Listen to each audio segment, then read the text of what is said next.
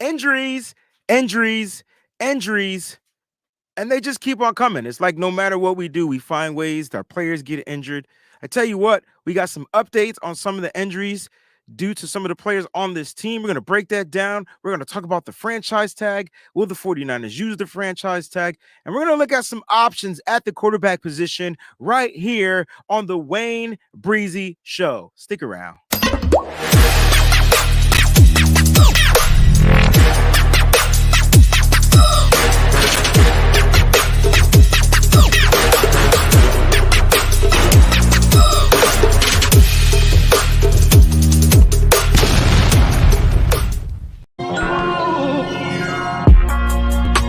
Breezy this, breezy that. They know I'm gold-blooded. I got the Niners on my back, you know. Breezy this, breezy that. Ain't nobody working like Breezy, and that's a fact. Overmotivated is an understatement. Gold-blooded to the core, got your squad hating. Breezy make it look easy. Breezy on everything like 05067 Wheezy. This is not a gang. Yeah, we faithful in every way. And even though we on the East Coast, very loyal to the Bay. Heavy red and gold every day. And if you really a Niner fan, I know you can relate. Applying pressure with this content like Smaller Bear. We not accepting no slander about Trey, so beware.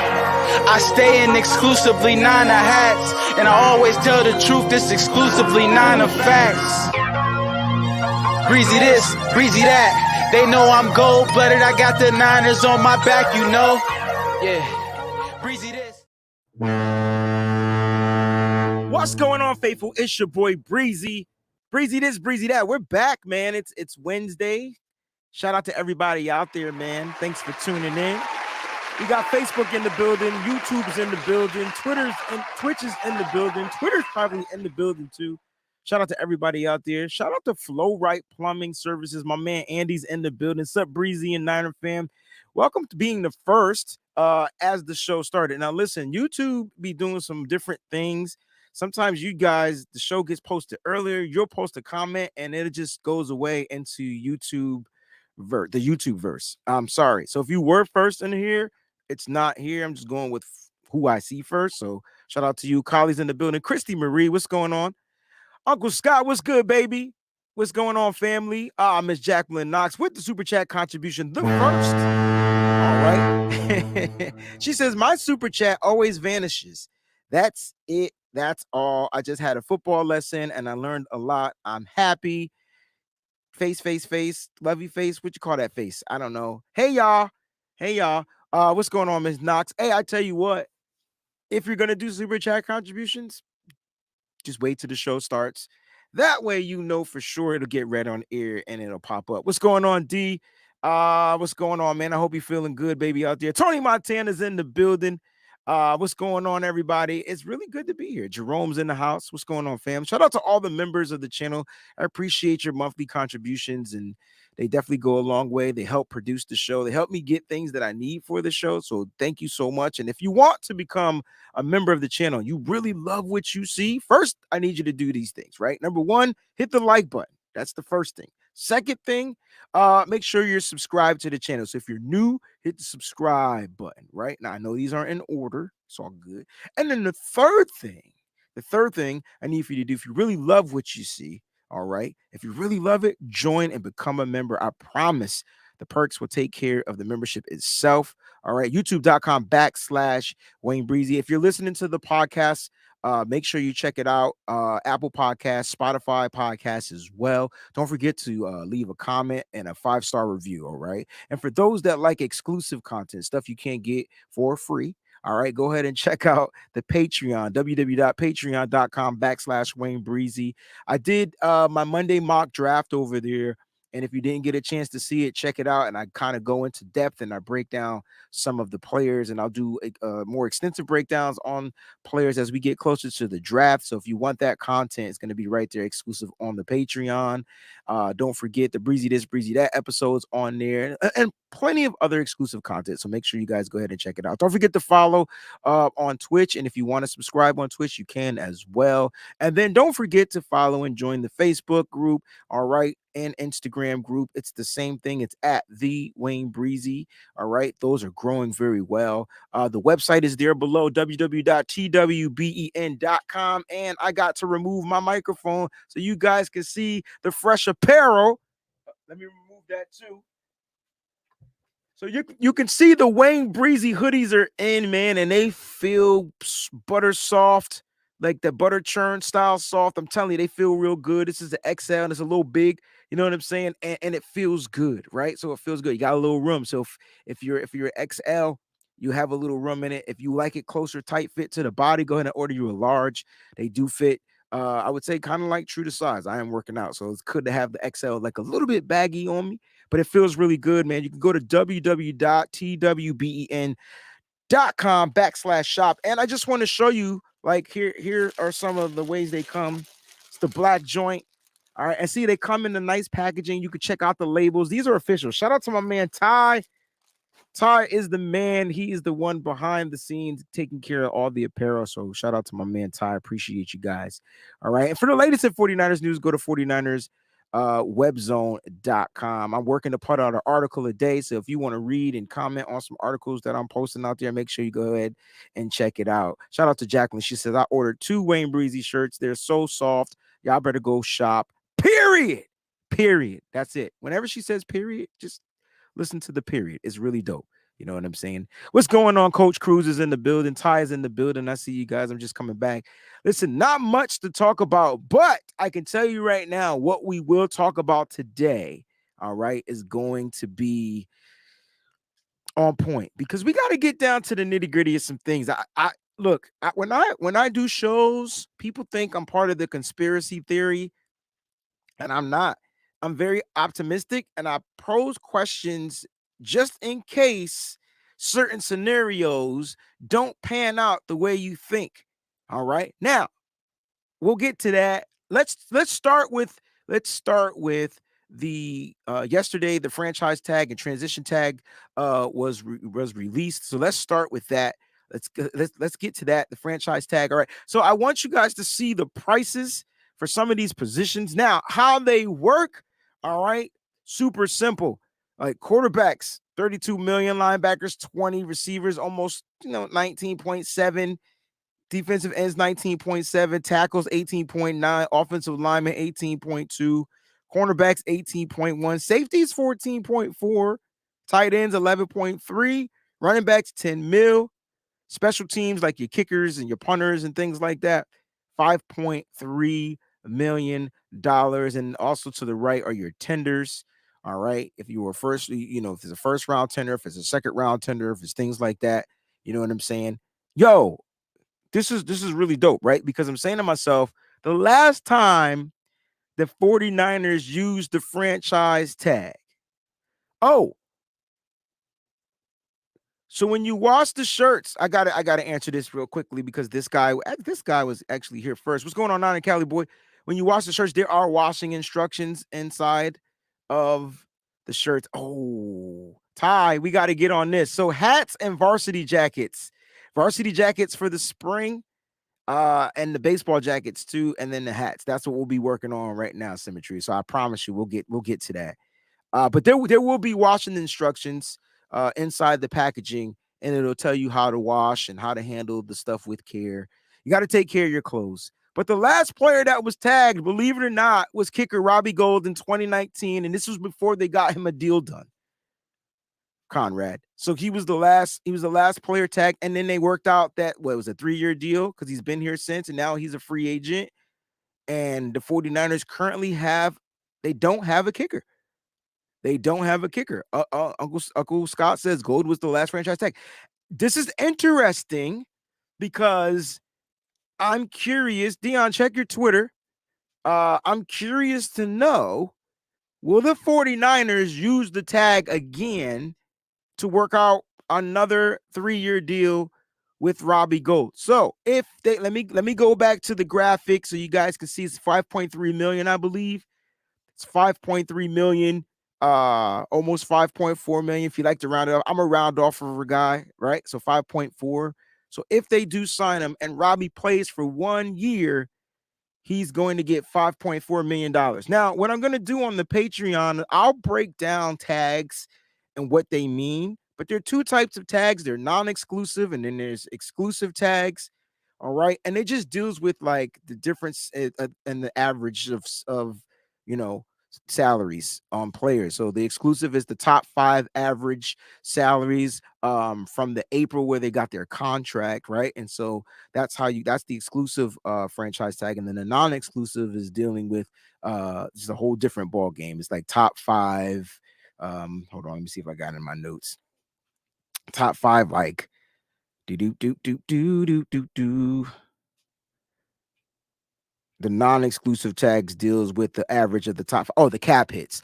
So non-exclusive is cap hits, and then the exclusive deals with the top 5 salaries. So that's what you kind of got to get into when it comes down to uh, you know, the franchise tagging.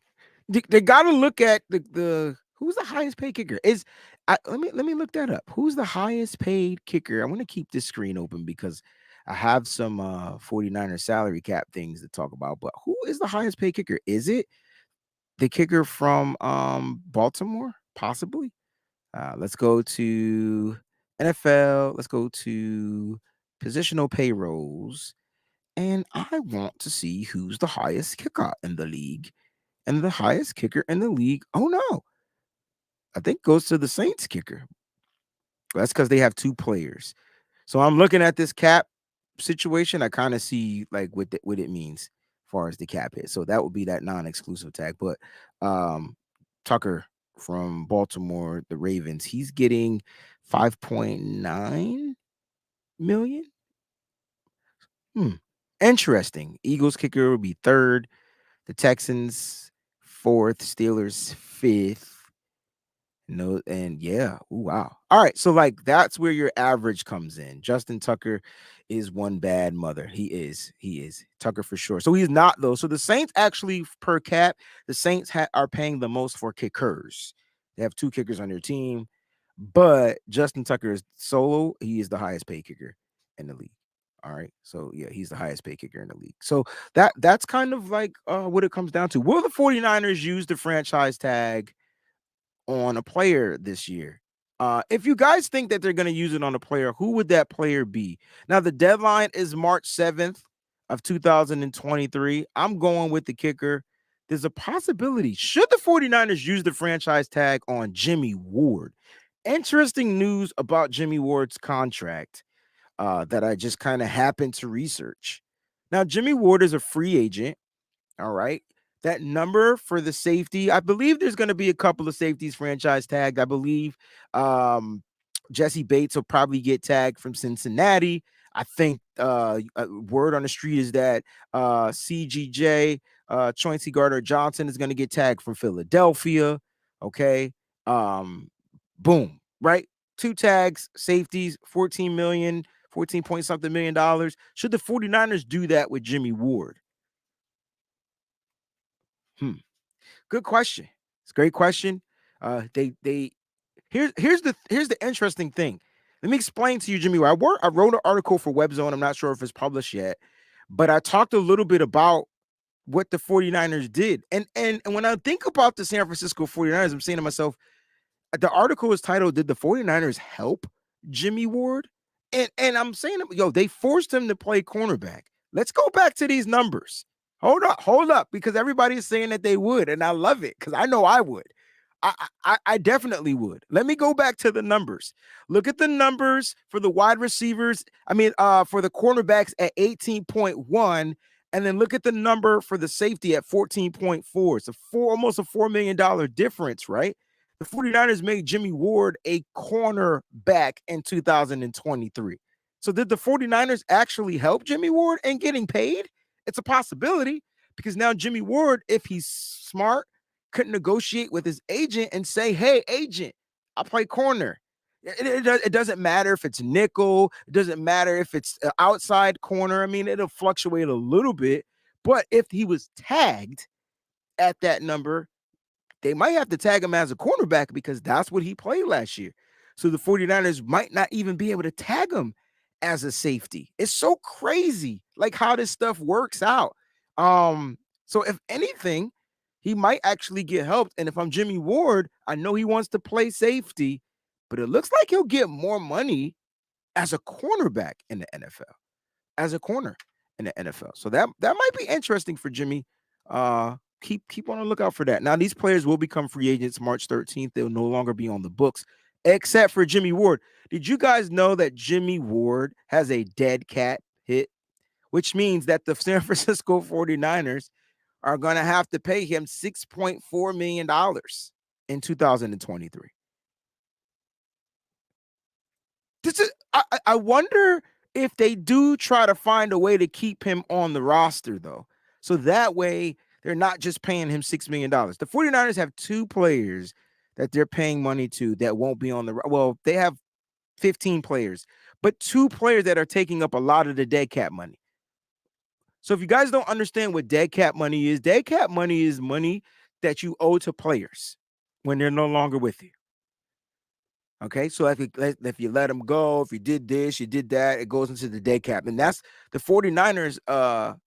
They're going to owe Jimmy Ward what did I say?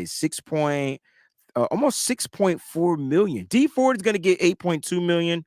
Jimmy Ward 6.4, and then Alex Mack 1.2. Those are your top three dead cap hits. The 49ers have oh my gosh, the 49ers are dead capped, okay, at $16.4 million next year. So that has to be accounted into that. You know how the salary went up and it fluctuated up. You got to factor in the dead cap money going into next year as well. So when you think about it right now, currently, and I know this is boring talk, but the 49ers, according to Spot Rack, has about $3.1 million to spend. Then now we'll have to sit here and wait to see what happens. It's going to be probably some restructuring. Top three restructures for me would probably be Fred Warner, Eric Armstead, and Christian McCaffrey. I think those would be your top three. It would be amazing if they can, even though they already restructured Trent Williams and George Kittle, if those guys decided to restructure again, that would help a lot. If we tag, so here's a question from Maui. He says, if we tag Jimmy Ward, do we re-sign Gibson? So I personally, if we tag Jimmy Ward, the question to me would be, can we tag him as a safety? That's number one. That would be my first question, because technically he was a corner last year. And the corner tag, I'm playing agent. If you made my player play corner, then you got to pay him the corner tag. Does that make sense? I would love to tag him. And then I think you try to still bring back Gibson, and then you'll work out a deal with Jimmy Ward, and he'll have to play nickel and corner. That's kind of like what he's gonna want. He wants to. He's got to play nickel and safety. It's kind of what he wants to do. As Jimmy Ward has spoke about it. You know what I'm saying? And that's kind of like what he wants to do. He belongs as a safety, but we'll see what happens, man. Look, I thought Jimmy Ward toward the end of the season was playing nickelback like lights out. He was like, to me, he was like all pro at the nickelback spot. It was just so late in the season to where he blossomed. You got to remember, Jimmy missed what six or seven games last year. He missed a ton of games. He started the season on the IR. He had like a hamstring issue, right? And then when he got back, he kind of like broke his hand. So like, yeah. Good question. Sonny Corleone. Sonny Corleone. Sorry, my bad. I seen The Godfather. What do you think about Samuel Womack? Well, you know what? I liked what I saw from him as a rookie. We're gonna have to see what Steve Wilkes can get out of him. The cool thing about having Steve Wilkes here is he's a defensive back minded type of a coach. And I think he's going to be able to bring the best out of these young guys that we have. So Samuel Womack the third is going to upgrade. I can feel it. Hufanga is going to upgrade. The whole secondary is going to get an upgrade because they're getting a defensive back minded coach as a coordinator, and so that's going to be really good to see. I think Womack, possibly. It depends though, right? Because where would they use Womack? To me, he came out of college as an outside corner, but in the pros, he didn't have outside corner skills. So they made him into an inside corner, a nickelback, right? And he kind of struggled there as well, which is typically okay. He's rookie. So the question would be, can we re-sign Emmanuel Mosley?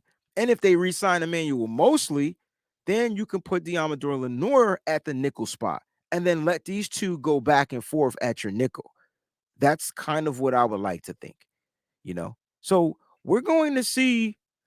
Panama Queen says, I thought Lombardi said that Jimmy's 6 million was already accounted for, still leaving us at 8 million. I'm just going into his dead money. I could possibly be wrong. It's just that when I'm looking at the dead money, it might be accounted for on Spot Rack. It just says we owe it. So I could be looking at it wrong. I'm not a salary cap guru. It's not my strength. It just says right here 2023 dead cap money 8.1, D Ford, Jimmy Ward 6.3, Alex Mack 1.2. So if it is accounted for, that's good.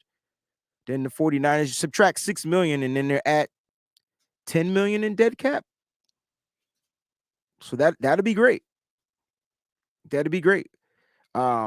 That'd be great for the 49ers. So it could be possible, Panama Queen. You could be right. I could be wrong. David Lombardi can be right. That's fine.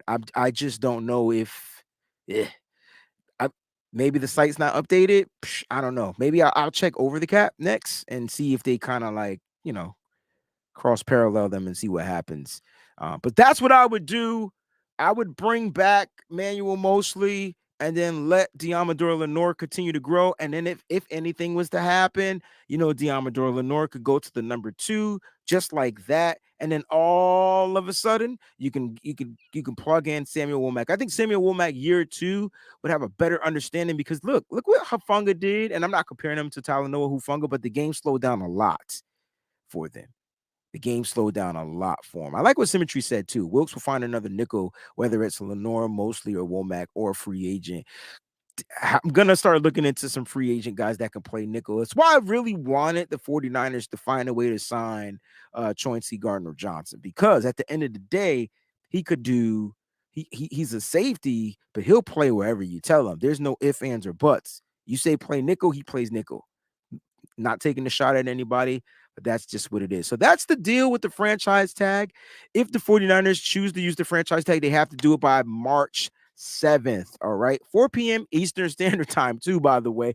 And if I had to pick a player, it's got to be Robbie Gould, right? It's got to be Robbie Gould. And it's before the draft. So the Niners have got to figure out, like, do we bring back Robbie Gould on a 1-year deal and try to draft a kicker and then see whatever? And then guess what? They sign Robbie Gould to that. And if Robbie Gould gets cut, then there's more dead money and then blah, blah, blah, blah, blah, whatever. We'll see. I don't know. It's going to be interesting to see what the 49ers do with the tag. If I'm the Niners, I'm tagging Gould. I don't want anybody else to pick him up. Gould does not miss in the playoffs. I don't care what he does in the regular season, but in the playoffs, he's clutch golden. He's like the golden boy or the golden child. You bring Gould back if you can. He is getting older, and at some point, maybe you get a kicker off of a kicker that goes undrafted, and you bring him in if you can fit him in on the roster, because they would take up a roster spot. We don't want 2 kickers on our roster spot. People are saying Gould might retire. It's a possibility. We'll see. We'll see. Needs that Super Bowl. So close. So close. All right, let's get down to what's beef. All right, and I'm going to bring my man Dion on. What's going on, family? What's good? What's good? How you doing, man? I'm doing good, man. Just talking about the franchise tag. Just want to get your quick thoughts on it. Do you think the 49ers use tag on any of the players?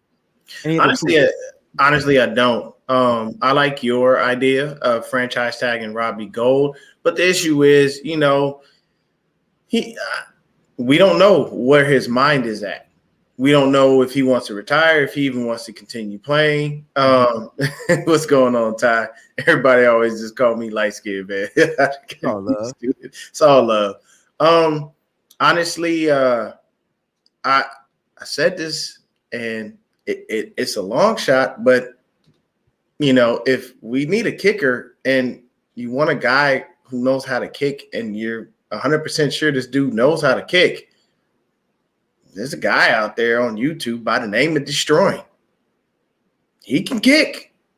The dude has done stuff. I know he has his own life, his own world. He's making great money with that YouTube, but he does truthfully have aspirations of being a kicker in the NFL. If you come to dude and say, hey, let's put the social media thing on hold while you playing for us, you bring him, you bring his audience, you bring more eyes to the Niners. Like, there's money. There's ways to figure it out. But I just, I don't foresee that happening. I'm just saying, rather than going with the guy where you're taking a chance and you don't know, this dude's got plenty of information on YouTube to show you that he can kick in any weather at any point from left, right hash, 50, 60 yards. The information is there. But honestly, I'd draft a kicker. I would. I'd draft somebody late, in the late rounds. 10 picks. Yeah, we got more than enough picks. I just draft a guy that I feel comfortable with. You know what I'm saying? And honestly, low key, I'd have Mitch work on his kicking a little bit. Hey, just in case. You're a great punter. We need you just to be a cool. Hey, what if we need a situation where we just need you to kick field goal? Some inside 30. You know what I mean? Not too bad. Well, just have him work on that on the side. It's a little backup plan. I wouldn't mind if he worked on his kicking, but I never ever want to see him kicking. Like, he tried that, and it's just not what he does. I never understood why punters can't kick and why kickers can't punt. Is it a different foot? Like, what the hell is it? It's a different. It's definitely technique, but I never understood that. And I was saying to myself, man, if remember Gold got hurt and we didn't have it, and we had him go all the way to the other side of the stadium. I'm like, whoo. No, Miss Debbie. We saw it. He can't. He can't. Yeah, unfortunately, he cannot. That's why I said he has to work on that. He is not new. I don't know how I feel about bringing in a YouTube sensational viral star that hasn't played a lick of football on a professional level or collegiate level or whatever level. I don't know this person that you're talking about. I don't know how I feel about that. But it would be a cool story. I felt like we did that with I just don't think we've ever done it. I don't think we should do that. I think if worst case scenario, you find out who's just chilling, who went undrafted. I can tell you this: if Jake Moody goes undrafted, Kyle and John better be the first in line. He better be the first undrafted player that they sign. Jake Moody, you want a kicker that's clutch and all weather? It's the kid from Michigan. Okay. 50-yard bombs like they're 20-yard kicks. Like that's what he do. Get the kid. He's gonna get drafted though. The question is, who's gonna waste a pick, or who has enough picks to waste on a kicker? Now, there's only one coach in the NFL I know that does not care about wasting picks, and that's Bill Belichick. He'll draft a kicker in a second. Yeah, he will do that. I agree. I'm curious to see if the Niners go that route, because they did draft a punter and we had no idea that they were going to draft a punter. We just 4th round pick on a punter, and it blew my mind. That was Mitch Wishnowsky, by the way, guys, if you guys didn't know.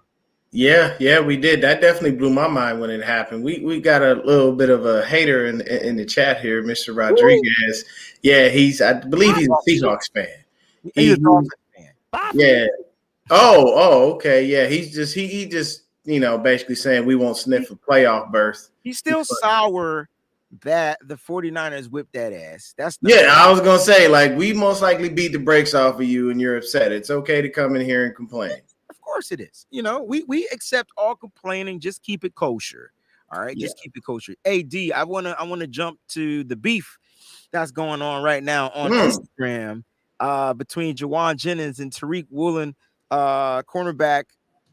Rookie cornerback, who won't be a rookie now, is going into his 2nd year from the Seattle Seahawks, since you mentioned Seahawks.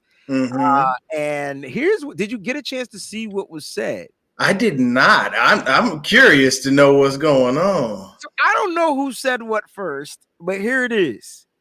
You_ ain't JJ's Juwan Jennings. He says, boy, better stay in cover 3 or it's a buffet out there. And Tariq replied, laugh out loud.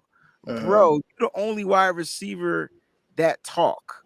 you better just stick to blocking and catching flats. You tight end. Ooh. Ooh. Hey, okay, yeah, we got some real back and forth right there. He called him out, but here's the problem, Tariq. He doesn't catch in the flat.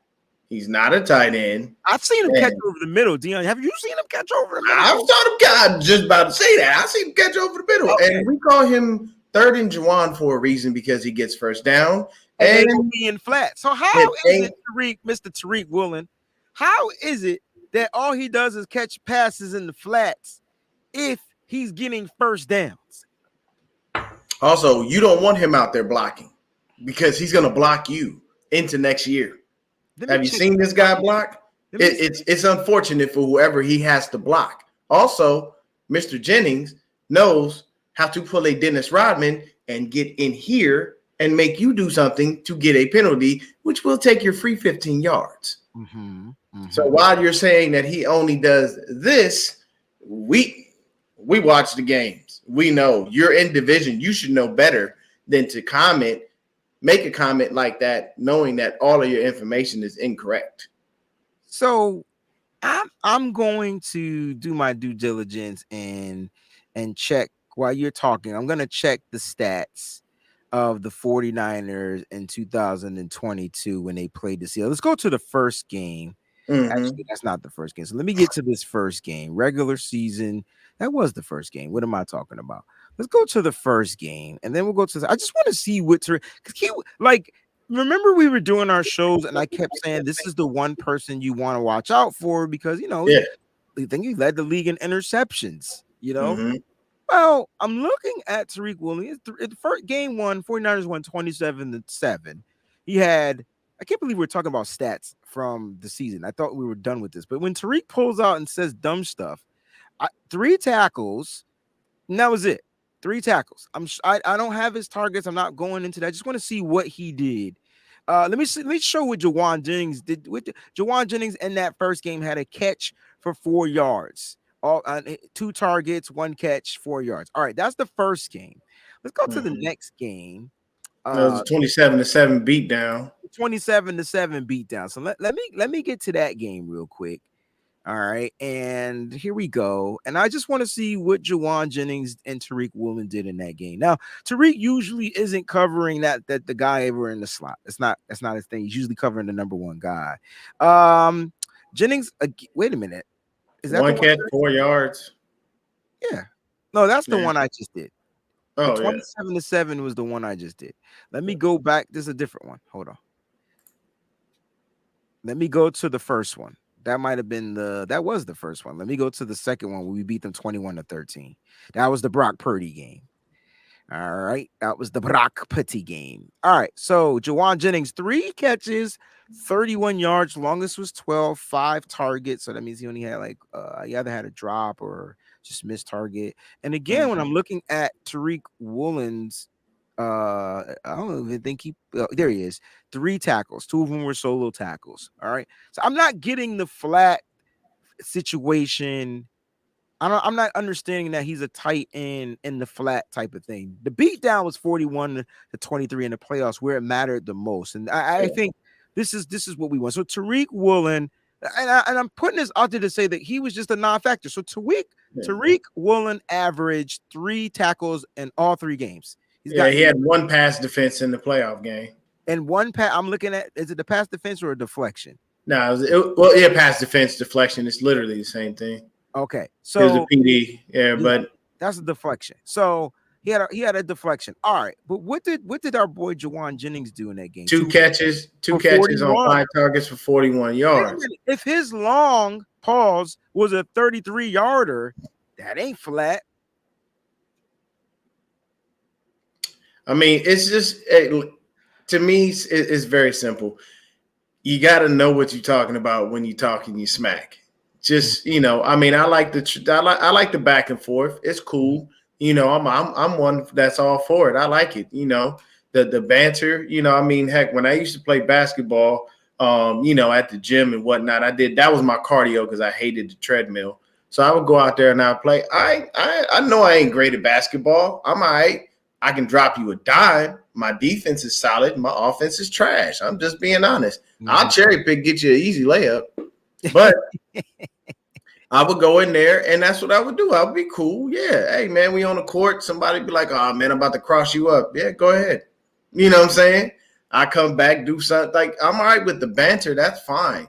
It just, for me, if there's banter, especially on something like Twitter, a social platform, you gotta at least hit somebody with facts before you even tell them something that just doesn't exist at all. You know, I mean, can Juwan possibly be a tight end? He'd have to put a little more weight on, you know, but he could be. But the issue is the man went out there and balled. And in every game that you played, unfortunately, you were a non-factor and your team was on the losing end. So for as much trash as you talk, doesn't mean much of anything. I'm sorry. I'm with Sim. I actually like the back and forth banter going on between players. This is going to create something really good. Juwan Jennings is also a free agent. He's restricted though.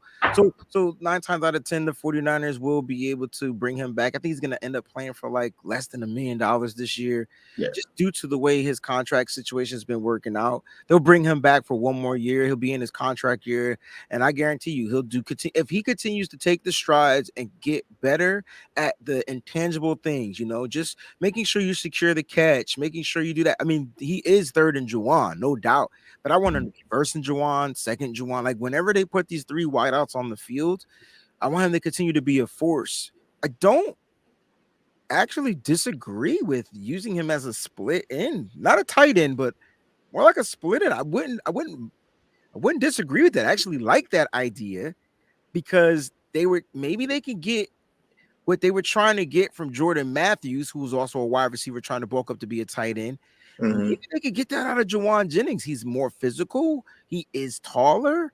He's bigger. And the one thing like that Juwan Jennings added to his game, he ended up adding some yak to his game. I didn't think he was a yak guy. He put a move on a couple of people this past season and got some yak. So that's kind of cool. I kind of like the assessment of Juwan Jennings. They stay fresh. And speaking of fresh, I do want to give a quick shout out to our sponsors over at Residency. As you can see, I'm rocking one of the Residency caps. This is the Mission cap. If you guys like what you see, use that code right there at the bottom of the screen. Go to www.residency.com. All right, use the promo code SF Breezy and you'll save on your total purchase today. Again, as Residency, www.residency with the 3.com. Use the promo code SF Breezy. All right, man, we got to get down to the nitty gritty of this show. All right, before we get into the Brock Purdy news, because I know we got to talk about Brock Purdy. All right, we got to talk about Trey Lance first. Because I remember hearing Trey Lance say that he was going to be fully cleared and ready to go come, you know, OTAs. That's what I heard. Some people said they might have heard something different. David Lombardi put out something the other day yesterday, and I thought, or today, can't remember when it was. And I thought it was relatively cool because it was Trey Lance actually clearing the air about his status. And if you didn't get a chance to hear it or see it, let me see if I have it in here. I thought I had it in here. Here it is right here. All right. So Trey Lance has to get fully healthy too. This is Lombardi's tweet. Just a few days ago, Lance revealed he misspoke about his February fully cleared date. He's scheduled to begin full dropback passing this weekend, but full clearance is still pending. So 49ers still have 0 quarterbacks for 2023. Let's talk about it. So for me, the simplest way to look at this is he'll be ready by OTAs. That's kind of what I was getting from the jump anyway, but yeah, that's what I was thinking. I mean, I figured like, what are you going to do from now to OTAs? Train, continue to get healthy, continue to rehab. He has several months. OTAs don't start till what, May? May, yes. Yeah. So he's got He's still got 2 months. He'll be fine. So as far as someone saying, and for me, I feel like Lombardi put that tweet out as a low key shot to say, Jimmy's still here. We can go get him, No, no, no, please. no. That's him. No. He loves Jimmy. No, He he does. loves Yeah, Jimmy. but there's no. First of all, Jimmy's not here. Okay. Well, I mean, he's in his eyes, until His a lot of contract- people will say he's not here until another team signs him. I know he's gone. Well, his contract expired. Yeah, it's gone.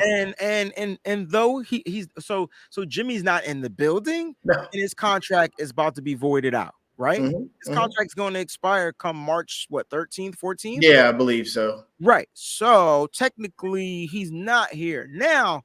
I did do a show a few weeks back on the possibility of Jimmy Garoppolo staying, Mm-hmm. and if it made the quarterback room better if he did happen to stay due to the situations of your quarterbacks. So if Trey Lance, let's say Trey Lance does everything he's supposed to do, right? Let's say Trey Lance is not cleared fully by OTAs, but he still has time.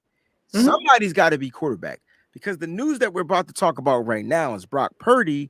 And whether you say that he's quarterback 1 or quarterback 2, it doesn't really matter. At this point, his surgery has been delayed.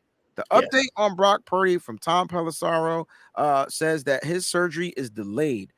He visited the Dr. Keith Meister, who recommended postponing surgery because of ongoing inflammation. There's your context. And Purdy's elbow, per sources. They'll reconvene in early March. Could be next week, guys. March starts next week. All signs continue to point a UCL repair that will have Purdy ready for the 2023 season.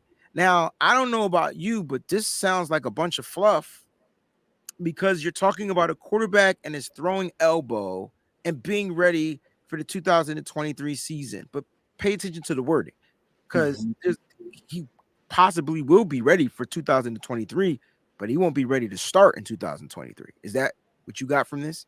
Yeah, pretty much. This is the weird thing about our situation. So Lance, literally, his luck just seems to work out for him. Why? Because, to be honest with you, if Purdy was healthy and we just lose the NFC Championship game, hypothetically speaking, because the game just went the Eagles' way, it's a harder sell to put Lance on the field if you've got a healthy Brock Purdy who's given you more than enough tape to say why he should be the starter. It's well more than what Lance has provided. But in this instance, Lance will be healthy for the OTAs. He'll be running all of training camp. Hopefully, Kyle doesn't play musical chairs with the offensive line again and drive me up the wall with that, because I feel like if you're going to build continuity with the line, you need to have guys that are in there playing those positions set in them. I've never seen another team that shuffled their offensive line the whole offseason. Just blew my mind. But it gives Lance a chance to be able to get out there and say, hey, this is my squad. I'm going, And if Kyle is big on not giving up, not telling a guy you can't keep your position, you lost your position due to injury, and he holds true on that, then he has to give Lance that open shot to be able to do it. I honestly feel like that's what happens. I mean, you could say that that's not true, because look at what happened with Jimmy Ward. He was injured, and they basically told him, want to ride the bench or you want to play? Now, Ward did what any smart person would do. I'm going to go out there and get my money. So I don't know. Hopefully Lance comes in, shows up, shows out, and he balls and he looks great and everything works well for him. He doesn't have another situation where he's throwing the ball for 20 months, But to answer that question, Ty, you got to think about it from Kyle Shanahan's standpoint. I've got 6 regular season games. I've got several playoff games. You know what I'm saying? I would have had probably a lot more film had this kid not had his UCL ripped to shreds by Hassan Reddick. Like, he's got enough tape that gives him a reason to say, okay, at a minimum, this is a competition, at a minimum. But it's also enough tape for him to say, I was able to open up some things with this kid. I like what I have. I may just say, I don't know, and talk to Lance and say, hey, man, we're going to roll with the kid. And I couldn't blame him for that. Would I want that? No, because I really would love to see what Trey Lance has to offer, and I think he has a higher ceiling. Plus, I believe we start using Danny Gray. But I don't know, man. I don't know. I mean, look. The way I see it is like it's fate, right? So one quarterback goes down, it's detrimental to the team. They bring in the bridge guy. Jimmy was the bridge guy, and then he goes down, and then they bring in like Hope, and then Hope comes in, and Hope gets you through, right? And so Hope was getting you through so well, you started believing and having faith in Hope, and it's like oh snap, right? Like my hope is built on nothing less, and then he goes down. So now the issue for the 49ers is simply like, all right, I'm gonna get Trey back. So his fate is going to allow him to, Trey has the opportunity right now to make everybody else inevitable. So Trey just has to go out there and be the best Trey. Now, there's a caveat to that. And the caveat is I watched Shanahan let Brock be Brock. Will Shanahan let Trey be Trey? That is a good caveat. And see, people don't want to have they don't want to have that discussion, because with Trey Lance, when you're trying to conform a person and shape and mold a person into what you see them to be, it's like you're taking away their God-given abilities to do certain things, their niche, the thing that makes them who they are. I felt like when Brock came in, Kyle was playing with house money. He really had nothing to lose. So it was more like, Brock, just go out there and play football. Can you run? Do you know the plays? Sure, coach, I know the plays. All right, go out there and run it. And you watch Brock ad-lib when plays didn't work out perfectly. And then he turned into this really dynamic style playing of a quarterback that really fit what your coach wanted. It really fit what Kyle Shanahan does. I think with Trey, there's another element that Kyle's trying to unleash, and I just think you got to let the kid play football. And if you let the kid, especially with not a lot of games, so let him go through his bumps and bruises, let him get beat, don't let him get beat up and hurt. Like that, I think that's the only thing as a 49er fan we want Kyle Shanahan to do. Play smarter with him. Don't run him up the middle so often. Not saying that got him injured, but the injury percentage of a person just running up the middle, not a running back, 9 times out of 10 is going to get hurt a lot easier or a lot quicker. And so I think that was the whole argument about that. But when I look at Trey Lance, and I'm saying to Trey Lance, look, I never once felt like he couldn't come in and play professional football. The kid is a monster, right? He's a monster mentally as well as physically. Now you just got to put the two together. And so it's coming down to him being coached. And I think, believe it or not, I believe him getting injured, Dion, was the best thing that could have ever happened to him. And it was because he can really become a student of the game. He can really understand the talk, the jargon, the language, and now he has all this knowledge. He's a very knowledgeable kid. Now he just has to go out there and figure out how to apply it. The fact that he's going to be ready by OTAs, we all agree with that, right? He's going to be ready by OTAs. The fact that he's going to get OTAs, then spring training as the number one guy. I keep calling it spring training camp as the number one guy. He's going to get all of those reps. That's going to help him so much and going into the season. And there's no way, if Brock gets this surgery, there's no way he's ready to go September, whatever, 2020. There's no way. He's got to knock the rust off, just to be able to get back into football shape.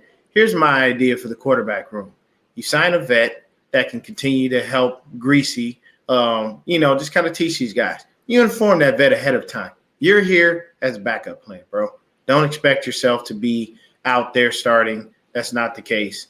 And then with the situation with Lance, I just want him to go out there and play football. The number one thing that I did not like was the fact that when Lance was in, we ran the ball all the dang time. But magically, Jimmy and Brock come in. Now we throwing again. You know what you should be doing, Kyle? The same thing you did with Jimmy and Brock. Give Lance the option to run if nothing exists, but put him in the pocket. Let him throw. I don't understand what the big deal was with us going run heavy with Trey Lance when the guy can throw the football. Like, if you want him to develop, you've got to do exactly what you just said. Let him get his bumps and bruises. He's going to throw some picks. He's going to have some throws. He's going to have some throws that are going to wow you. But in the process of that, there's growth. So give him the same playbook you gave Jimmy and Brock, and allow him to be able to make unscheduled plays if he needs to. Yes, you can probably throw in a run here or there and whatnot. Or, you can tell him, hey, man, look, we on the goal line. I'm just going to need you to hop right over the top. Something like that. That's okay. But there was way more running than there was passing for the short time that we did get to see Lance. And then when Brock and Jimmy were in there, he just unleashed them as if they didn't know what running was. They threw the ball. So did you find a diamond in the rough in Brock Purdy? Yes, you did. You found a gem in the 7th round. Nice. But you still have a diamond in the rough that's that you haven't necessarily cleaned off and shaped to be able to put into a nice ring in Trey Lance. So allow that ring to be able to shine and glisten in the sun and make us as 49er fans happy and continue to keep going. If you hinder it, then you'll wind up back to the same situation. To this one, I say no. Yeah, not in any way, shape, or form. I have a little pushback on the running.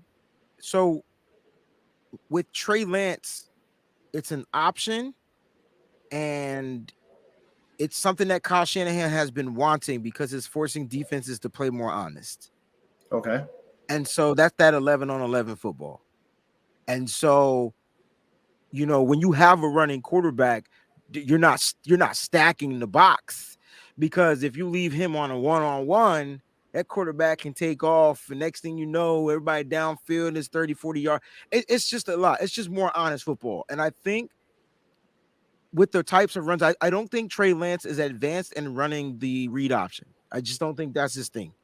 I don't think it is. I think he needs reps and practice and reps and practice. He has to understand when the end is crashing, what to do. He has to understand, if the end is coming at the running back, he takes off and runs. And if the end's coming at him, he hands the ball to running.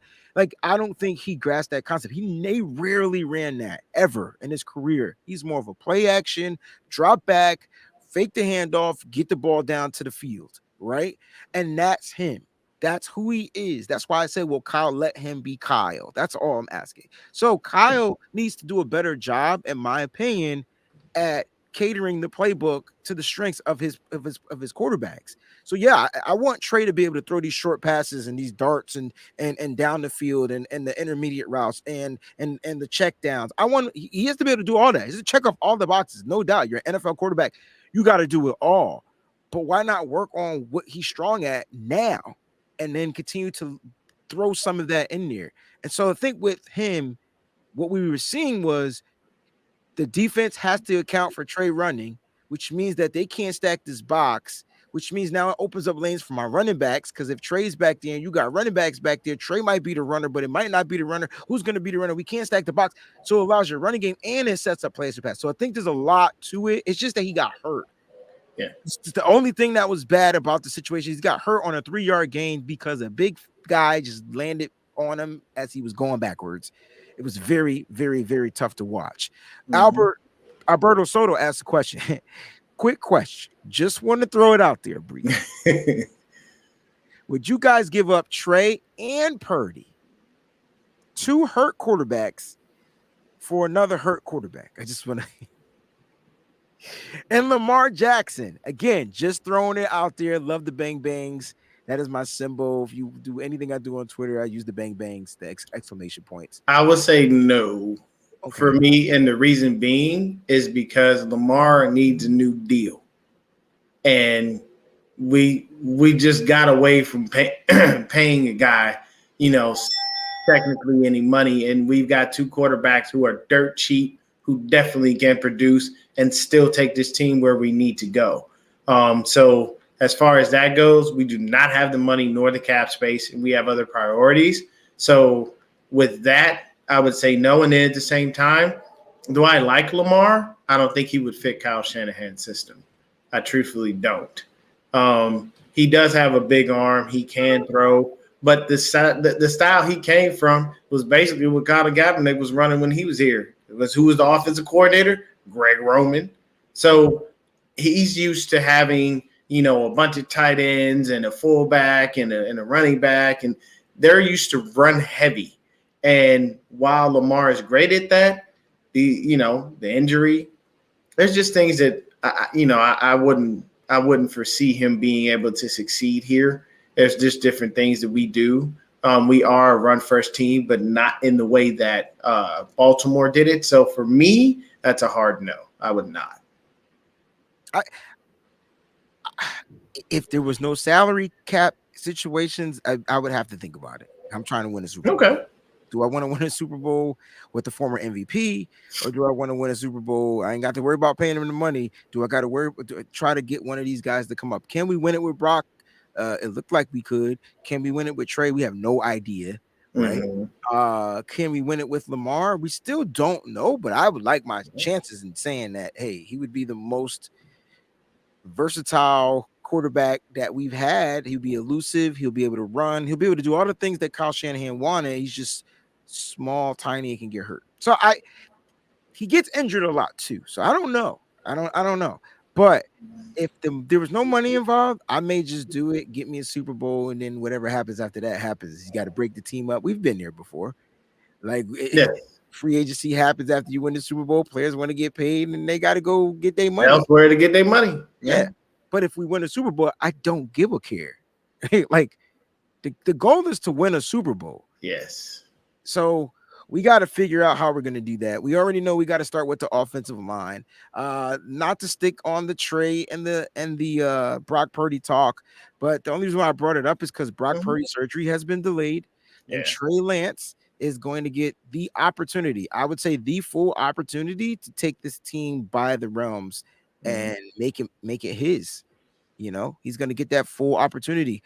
Now, the 49ers, there's a poll question going on out there, because the question is, what should the 49ers do about the backup quarterback situation? All right, nothing.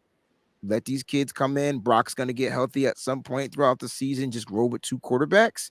But then who's going to be the backup for Trey if Brock isn't ready to go? That's the question. Draft a quarterback. That's always an option of drafting a quarterback. We drafted Brock Purdy. Look how that panned out. We've also drafted CJ Beathard, and look how that panned out. I just want to give you the dichotomy that there's two ends to everything. Sign a free agent. That would be another route. And then there's other. And if you did pick other, I'm dying to know what the hell other means. I didn't know what else to put, so I put other. And people selected other, bro. Like real, no cap. They literally selected other. So you got to put that in the chat. What you mean by other? Like what other options are you talking about? Because the only options are really what you put there, technically. Right. But if they know about an other option, you know what I'm saying? I am down. Now I have a list of free agent backs. And I tell you what, we'll do this little exercise. Let me go ahead and share the screen so everybody can see it. And we'll go through some free agent quarterbacks. And then what I'll do is, if you have any rookie prospects that you feel like at quarterback position you would like to check out, you can mention their names. I have 3, and we'll take it and then we'll end the show. All right. So you can see Derek Carr is number 1 on that list. I'm not sure why Tom Brady is there, because he's retired. You can see Baker Mayfield is up there on that list. What are your thoughts on Shake and Bake? No. Sam Darnold? No. Jimmy Garoppolo? God, no. Teddy Bridgewater? Maybe. Motherfucker get hurt every time he step on the football field. You really all right? That's why I said maybe. I'm shutting up. This is your drill. No, you're good. That's why I said maybe. One of the highest paid quarterbacks. What about Case Keenum? He's old, 35. Keenum is a consistent backup. I'll give him that much. I don't look at him as a starter, but he can play a couple of games. He's a backup. He's a He's a professional backup, though. He's not a starter, not by any stretch. I got you. Okay, let's keep going with this list. Mason Rudolph, Nope. he almost beat us in that. Remember that game? I still wouldn't take Mason Week Rudolph. 3. Jacoby Brissett. No. Really? Nah. Geno Smith. He's going back to Seattle. They ain't dumb enough to let he may be on this list. They're not dumb enough to let him go. If they are, I mean, that would just be bad because you have to be smart. Get that man some money. You don't have to pay him Aaron Rodgers money, but give him do the same thing you're doing with Jim. Give him 25 to 30 mil. Call it a day. Don't play with him. I gotta ask you about Andy Dalton. No, I want no parts of the red rifle because he doesn't even have a rifle anymore. He's just red. He's a ginger now. There's 2 names on this list that I would look into signing for real. Okay. Okay. I do see Lamar Jackson up here. I didn't know that he was a free agent. So my apologies earlier in the show. I thought he had to be traded. He is a free agent. Got it. Boom. I think they might franchise tag. Oh no, they're tagging Lamar. He's not going anywhere. There's 2 names on this list that I like: Mike White and Taylor Heineke. I knew you were going to say Mike White. I didn't know the other one, but I knew Mike White was going to be a guy. But I like what Mike White has done. I do. Mike looks all right. You know, it's. I'll say this. I want more of a vet if I'm going to sign another guy rather than someone who hasn't played a lot of football.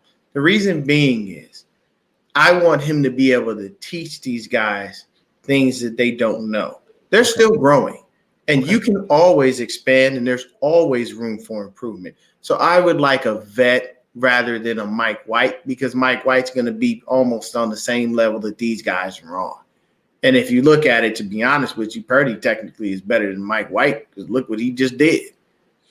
All right. I like that. I will say that White and Heineke can run this system. Now, there's 3 names. Do we bring back Nate Sudfeld, Nick Mullins, and Blaine Gabbert? No, you don't. Blaine, please don't mention Blaine that. Gabbert.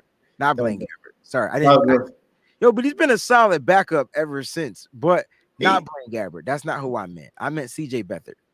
No, out of those 3, no. I would say that you get what you said. No CJ, no Nick. But I wouldn't be opposed to bringing back Sudfeld. He's got a little bit of knowledge of the system and whatnot. And, I mean, he didn't look horrible in the preseason that he was here. So I understand that they went ahead and rolled with Purdy. But the one thing is that I always – this is my phrase I use for Kyle. Kyle's always helping out the homie. So could he bring back Sudfeld? Very high possibility. Why? That's the homie. He knows him. When Kyle knows you, he usually says, okay, you're down at the bottom here, and I feel like you're looking at possibly even a Gardner Minshew. I am looking at a Gardner Minshew. I'm thinking, I was thinking that he can run the read option. Like that's what he does. I'm thinking that's Kyle Shanahan's part of his offense. I mean, we don't have very many options here. Our RPOs are it. I stayed away from those expensive names. Like we would never. Whoever signs Derek Carr has a lot of money. Yeah, because they're gonna have to break him off. It's proper, like yeah. Geno Smith is gonna get broke off by most likely the Seattle Seahawks, but if not them, somebody will pay him because he said, "I'll take anyone they can throw him for." We on the same page, Nick. We on the same page. And here's the thing: some of these guys aren't going to get paid. Geno's going to get money. Jimmy's going to get money. Okay, I'm sorry. His picture made me laugh with the dude just kicking somebody. Yeah. That's this guy. I love it.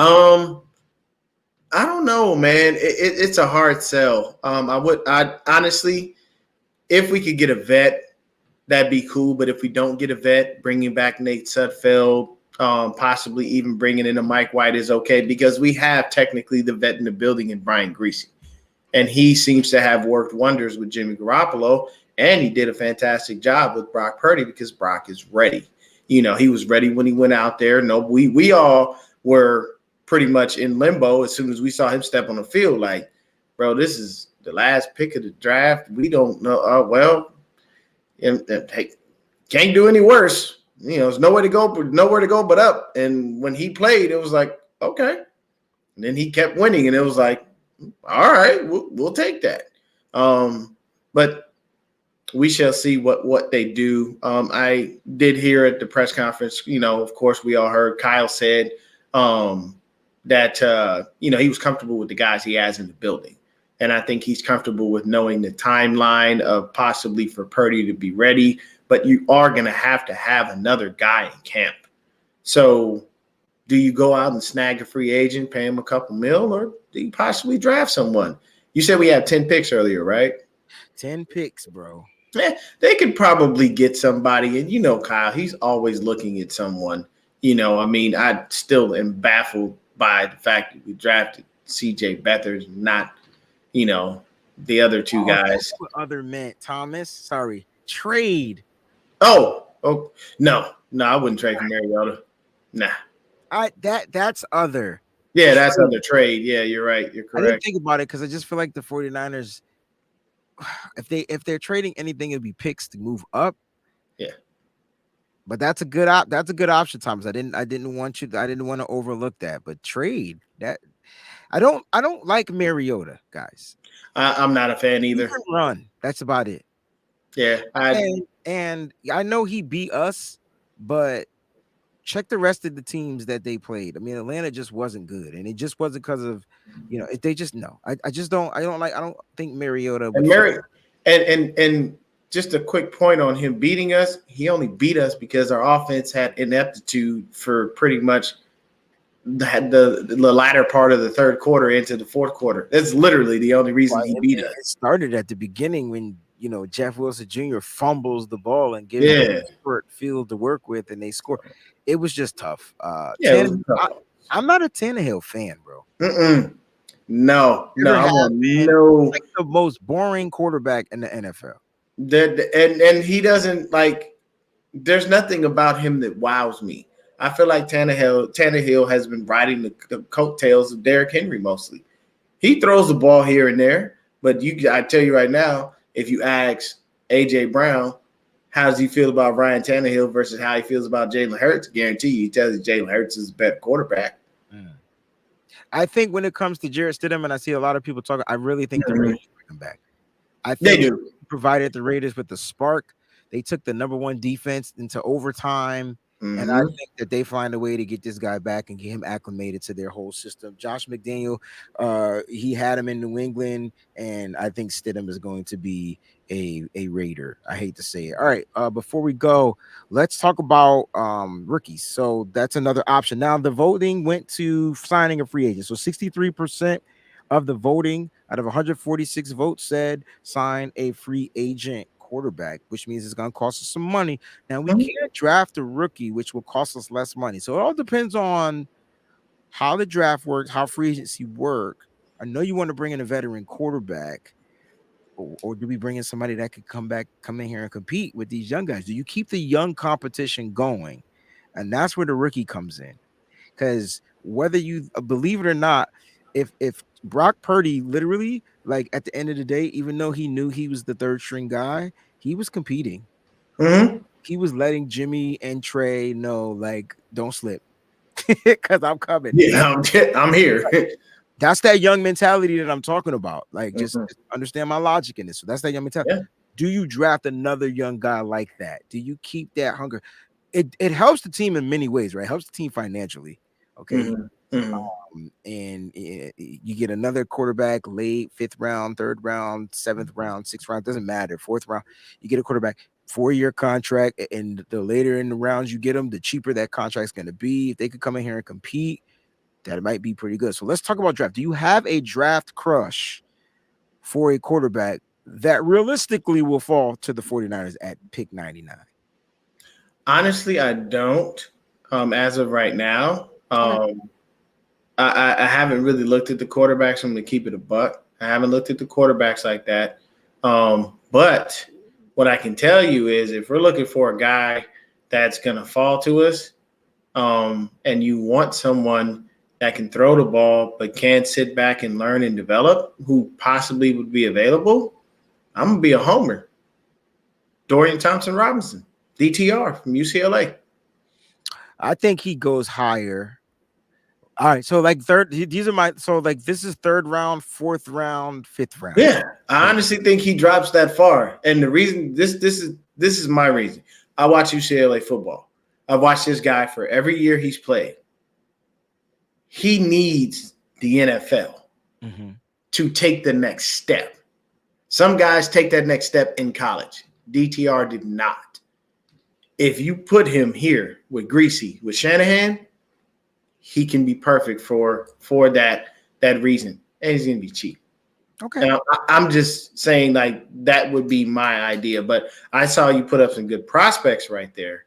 Yeah, so like my favorite will be Jack Hayner out of Fresno State. So, I mean Jake Hayner out of Fresno State. So here's the thing. Like I got to watch two of these guys play. Okay.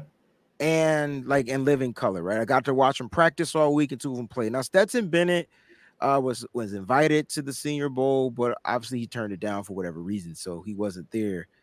He's probably gonna have a good combine. I know there's some off the field things going on with him, which is gonna cause his stock to drop. But we're talking about a two-time champion in Stetson Bennett, two-time. There's a possibility he's there third round and below. He's not going to go first or second round. So these are some prospects that I feel that can come in and keep the wheels turning. Like if they had to go in and play, just like Brock Purdy. Okay. I didn't study Brock Purdy in that senior. I didn't study him like that. I didn't pay attention to him like that. So now after getting Brock Purdy and watching what Purdy was able to do, my job is to go out there and look at these quarterbacks just to see if they can come in here and continue to keep the wheels turning. Because at the end of the day, Dion, the 49ers have the best support cast in the NFL. They have the weapons. Now they got to rebuild the lines. That's their focus. Their focus should be trenches, right? Mm-hmm. I think they're bringing another quarterback here. 3, Jake Hayner, Fresno State, was the best quarterback in the Senior Bowl. Had the best practices, looked best in the game. He's just short. Just leave it at that. Stetson Bennett's another short guy, but two-time champion. And then Max Duggan. I know people were going to look at him and be like, "What?" But listen, like he can extend the play. He can move. He's not afraid to run. Like that's who he is. He can throw short passes and he can run. As far as the rest of the route tree and what he can throw, that's a work in progress. But I'm just thinking of 3 quarterbacks from rounds 3 and down that the 49ers could possibly sweep up. I'm going to do a breakdown on these 3 guys on my Patreon. I'm trying to get 2 more prospects to look at and do a quarterback show on the Patreon. So you guys can check them out. I do like Dorian Thompson, so I'll probably add him to my list. I'm glad you mentioned him. Jake is like a better version of Jimmy Garoppolo. Like that's who he is. Okay. Not this Jimmy, not the Jimmy we ended up with, like the Jimmy we got when we traded for him. Mm-hmm. Yeah. He sees the field, all the throws. You know, so we'll see. We'll see. We'll see. And Jerome, if you're talking about XFL or USFL, XFL is going to probably yield you more defensive players than they are offensive guys. These guys, that league is literally strictly built for dudes to try to get back into the NFL. That's literally what it is structured around. That is the whole point of it. I'm telling you right now, I've watched all of their games. The defensive guys are flat out amazing. There's a couple of offensive dudes here and there. You're probably going to see a few receivers run out of there. But what I will tell you is, if you like defense, look at the Houston Roughnecks. Wade Phillips got them boys out there balling. They are coming off that edge. So if we can, I'm keeping an eye on it strictly just based on the fact that I want to support The Rock because he was my favorite. He's my favorite wrestler of all time, right behind Ultimate Warrior. And at the same time, I'm looking to see, hey, do they have some ends that we could possibly poach? Do they have a right tackle that's able to hold up? It's really hard to find good offensive linemen. You know what I mean? And we'll see. We will see.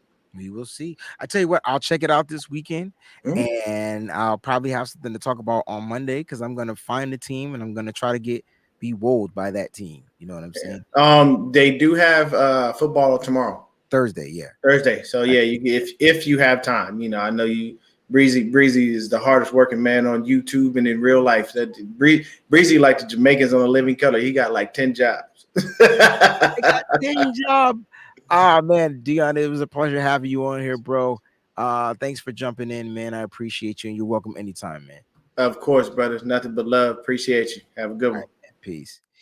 That's my man Dion from Niner Gang Podcast. He comes on every Saturday morning.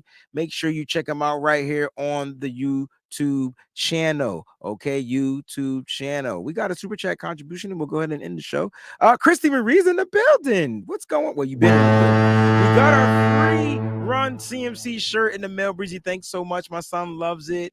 Taking it to show and tell. They still do show and tell. That's dope, man. They don't do that here in Connecticut.